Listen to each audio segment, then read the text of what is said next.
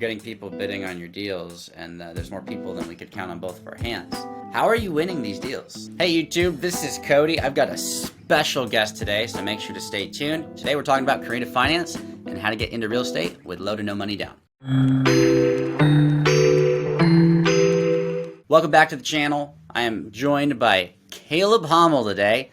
He is a very special person in my real estate heart because he bugged me beyond no belief. Like, it was crazy how much this guy reached out to me. And as a net result, he's got 28 apartments today. He bought them zero money down, and we're going to talk about that. Caleb, welcome to the channel. Thanks, Cody. How are you? Doing good. Staying busy, but super stoked to have you on here because a lot of people are worried about repeating this.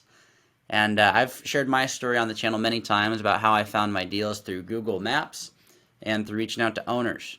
You did it completely differently. And for those who don't know, Caleb is now 20 years old, zero money down, bought 28 apartments out of state because he lives in California, and California is a little tough for more reasons than one. But he bought 28 apartments amongst 3 complexes over in Texas. He did zero money down, and best of all, he did seller financing. Caleb, how did you find your deals? Yeah, like you said, you went brokers, you went owners, use Google Maps, spoiled a little bit there. I went the broker route. I was on LoopNet and Corexy calling every broker with deals I was interested on there. Okay, so you did the broker route, which is completely different than me.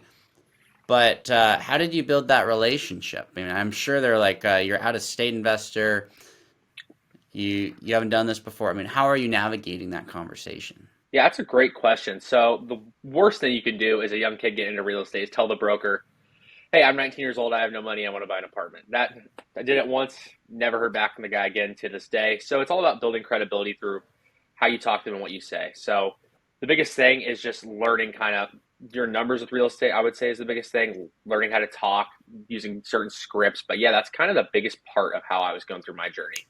So was it high numbers, like a high volume game, or were you just calling a couple brokers and getting your deals? How did that play out for you? Yeah, for me, I went high volume, just didn't know what I didn't know. I'm like, hey, I don't know what broker is good, what broker is bad, which one's going to help me get a deal, which one's not. So honestly, just it was about 500 brokers I was calling all through the state of Texas just to find the deals I was looking for. That's a lot.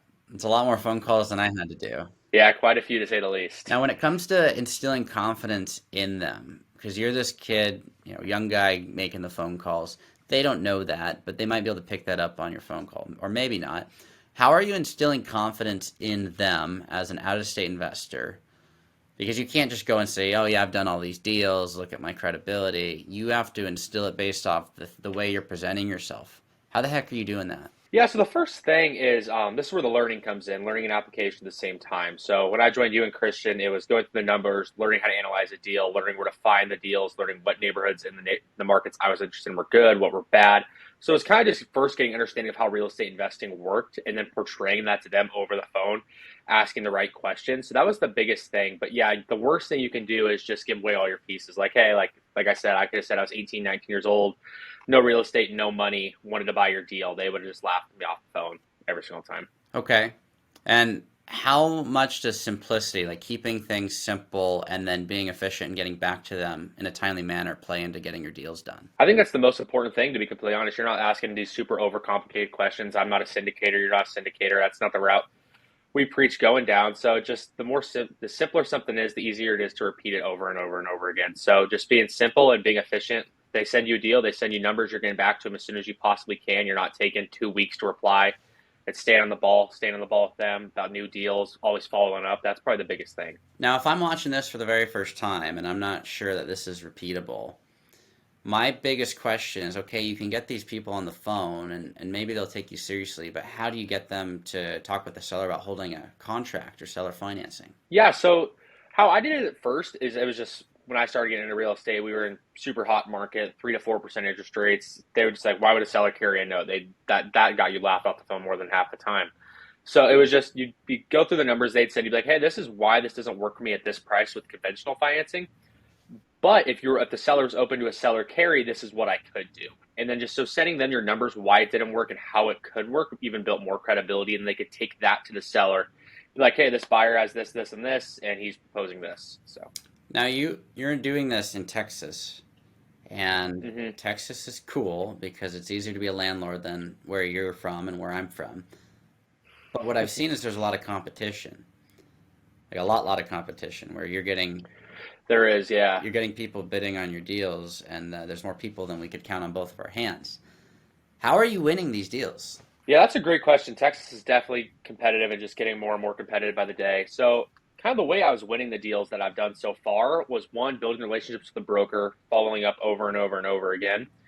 And then two, it was just learning things that other people didn't know how to do. The creative finance route, not a lot of people understand the whole seller finance thing. A lot of people only look at it through a singular lens. They look at the conventional financing deals and work out conventionally. And they say, see it, move on.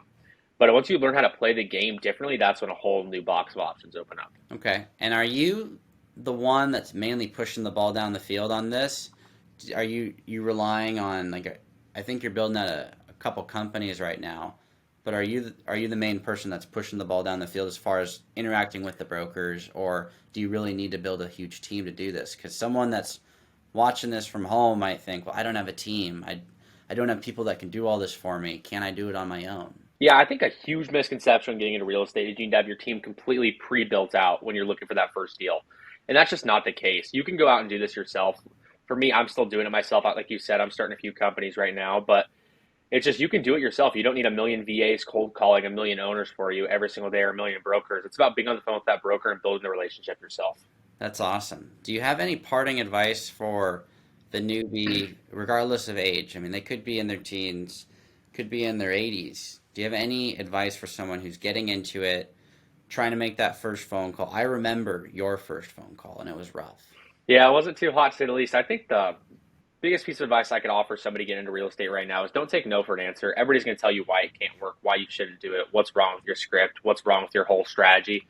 It just jump head in and just keep going, just one day at a time, just put in effort every single day, making the calls, not being scared. I mean, it's hard making that first phone call suck. Don't get me wrong. You were grilling me for a long time how bad my first one was, but come a long way and you're never going to get there if you don't start. Absolutely. How can people reach out to you if they've got questions and want to connect? Yeah, so on Instagram, I'm at caleb.hommel. Feel free to shoot me a DM anytime. Awesome. I'm sure people will appreciate being able to reach you. And for those who don't know, Caleb started with absolutely nothing. He doesn't share his story a whole lot. I'm getting on his case to do that. But Caleb started this thing about a year and a half ago with nothing, like less than nothing. And we charged him a fee once and it bounced. That is how nothing, like that's the amount of nothingness he had. And he was able to turn it Yeah. into a multi-seven-figure real estate portfolio with zero banks and without syndicating. Anybody can do this. Make sure to stay tuned for his following episodes. He is a stud. He's going to keep growing. It's going to be fun to watch him grow. Check him out on Instagram at caleb.hommel, and we'll see you next time.